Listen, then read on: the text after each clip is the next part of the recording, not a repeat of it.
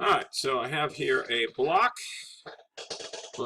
of P of mass M is horizontal. It's on a horizontal frictionless surface attached to a spring with a spring constant K. The block is oscillating with some period that's already determined. Amplitude of A, P about the spring's equilibrium point. Okay, so really quickly to make sure we're speaking the same language, this is the center point, so it's going a distance where's APQ. Oh wait, no, back up. AP, and then AP this way, right? And it takes TP to do it. And then we're going to drop the block on top. It's going to change its oscillation, or maybe change the oscillation. It's going to stick to the top. And situation, we want to find the period differential.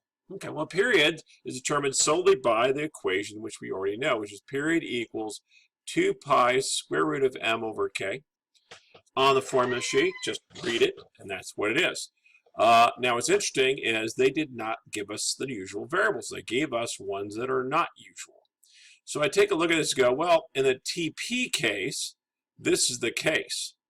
In the TPQ case, right, I've got 2 pi square root of, I've got 3m over k, agreed? Now these equations are exactly the same except for this root 3 sitting right there. And so I could rewrite this as 2 pi square root of m over k, which is this thing right here, but throw a square root of 3 out in front, right? Just extract it, a multiplication. And therefore I realize that this TPQ is equal to TP with a square root of 3 involved. Okay, so if I take TPQ and divide it by TP, I'm going to get root 3, which hopefully the right answer. If it's not, send me a note and I'll try to remember what I did wrong.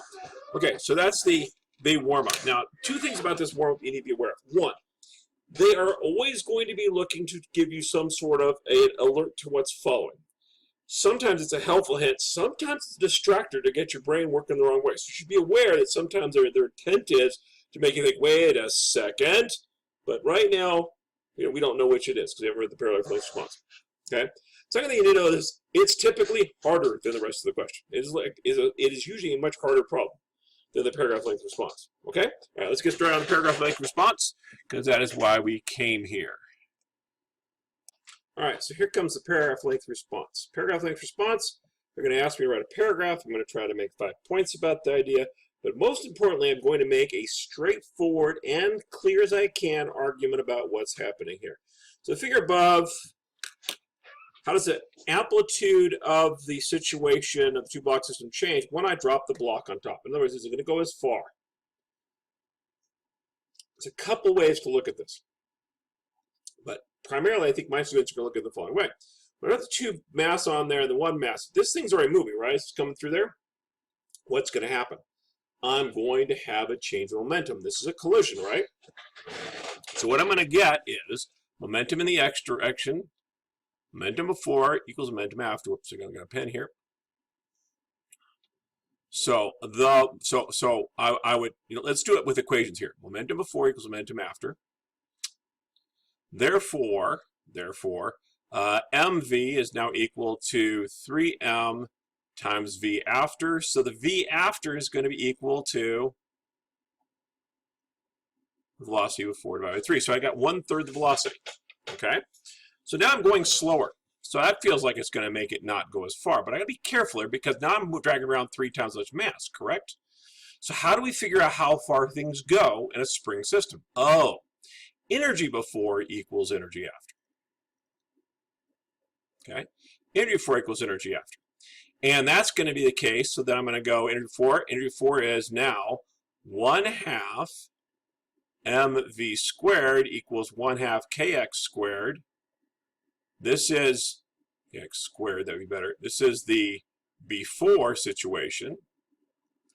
And cancels out. Actually, just leave it like this. This is fine. Afterwards, after, and by the way, I could just change this to an A of P, right, which is the one block's in there. Okay. Afterwards, nice if I wrote the word after well. You wouldn't believe how badly I'm writing with the mouse. It's really fun. Okay, so 1/2 mv squared. So it's 1/2, it's going to be 3m v over 3 squared equals 1/2 k amplitude pq squared. Now I take one look at this and I realize that this is virtually the same, except that I have 1/2. One of my 3's cancel out, the other one's still there. So mv squared over 3 is equal to 1/2 k apq squared. So what did I just find out? I just found out because of blocks on there, I have less energy than I had before. If I have less energy than I had before, then I can compress the spring less. Okay? Right? Because this is at the equilibrium point, the only kind of energy it has is kinetic energy. Right? So therefore, since the kinetic energy is less, you're golden. Now, so now you got to write your paragraph length response. You're going to say something with the momentum is conserved for the collision. And then I'd take this equation right here, this equation right here, and I plunk it in right there. And then I'd say, therefore, the speed is 1/3. Okay? And then I would say energy is conserved. So before the other block is attached. Man, sorry. Write better than this. They got to be able to read it. Energy is conserved. So before the other block is attached, I have 1/2 mv squared equals 1/2 kap squared. After, I have 1/2 mv squared over 3 equals 1/2 kapq squared. Right? And so therefore, and this is less. This is less energy. Therefore, the maximum amplitude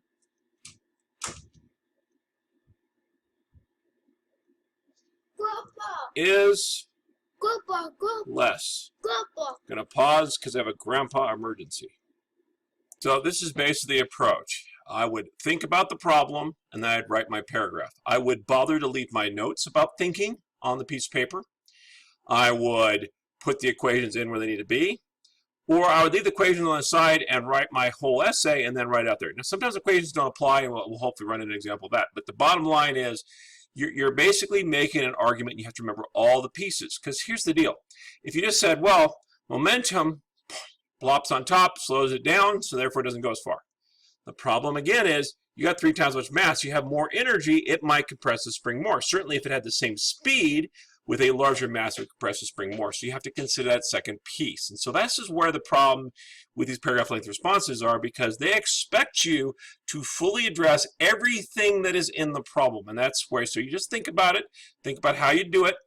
And again, another problem my students have is we're not used to dealing with non-number problems.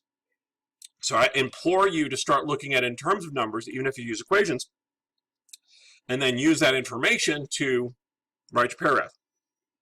You could also do something along the lines of making up numbers. You can't use them in your paragraph, but you could use it to reason out what's happening on the left-hand side. Like assume the velocity was 3 meters per second.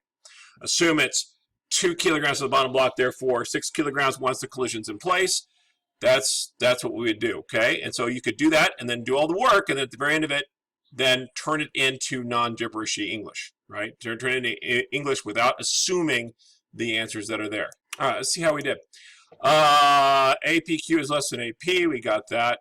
And again, 1 point for that. You didn't even have to explain how you knew that. You just kind of felt it's true. Get you 1 point, okay? No, I didn't get to 1 point. Sorry, no point at all. Nothing. You get nothing for that. Look at that, nothing. Okay, so next question is applying conservation of momentum to collision, right? If you have a collision, you should be applying conservation of momentum. That should be a no-brainer. Now, here's one of the points where I would flat disagree with them initially. For finding the post-collision speed decreased, or for determining it's 1/3 v naught. So you have to state that it decreased. You don't have to get by how much. Right? They had to simply say, look, if the thing lands on top of it, it's going to slow down. By the way, that's 2 points. Why? Because you found conservation of momentum, and if you want to be official, you could say the collision would be inelastic, and therefore it has to slow down. Now, next point. It says for the 2 points, for stating or implying the system's total kinetic energy can be decreased, so that's going to take some work. Right? I spent some time doing it. But look how cute this is. It says, no, you don't even have to bother. Right? You didn't even have to bother. You just had to say, therefore, its kinetic energy is less. Wow. Now, that's it. That's all I want. Therefore, the kinetic energy is less. Now, you may have missed altogether that you just increased the mass, so you should go to trouble of actually saying that out loud and know why with velocity would, well, its kinetic energy wouldn't change. But the bottom line is, all I need to say, yeah, it's therefore the kinetic energy is less. Kinetic energy is equal to the maximum potential of the spring. Boom. And therefore the displacement. So the displacement is going to be less. And then let's talk about the last question. Last point. This is almost always last point in some form or another. For logical. So your reader's going to look at this, and if you're writing 5 random sentences that go together, they're going to be like, that's not logical. Boom. Lost point. Relevant.